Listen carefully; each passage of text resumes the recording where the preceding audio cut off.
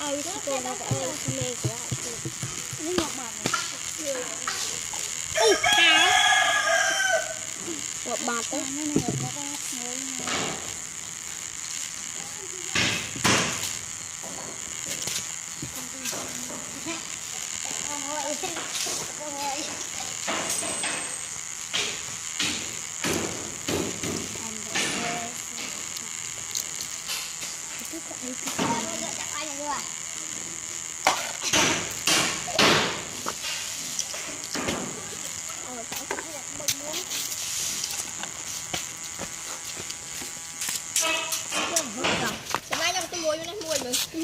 ai biết cái quang đó cái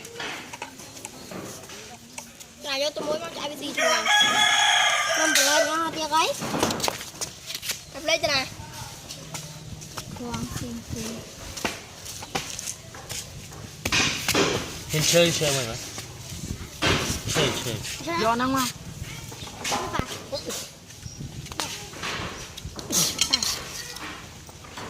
ui mua quạt rồi qua tôi con đã lột ra đi lên ôi nữa lên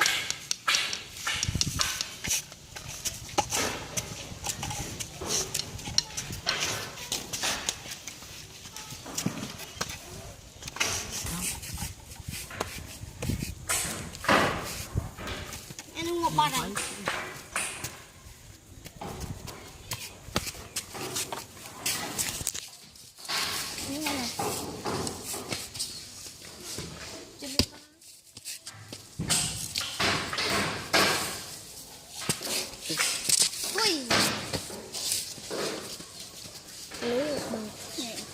ngọt lắm nè.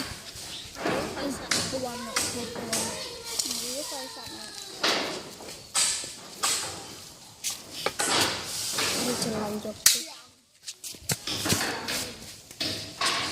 Nó sập. Nè.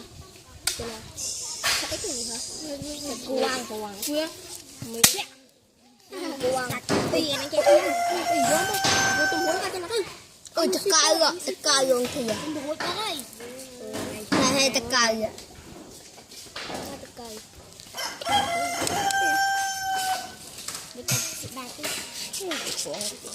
Nó sẽ đi quỳ bờ à, sẽ nó sẽ đi bồi ổ à. Mới không đi, mới cho con khám lần thứ này.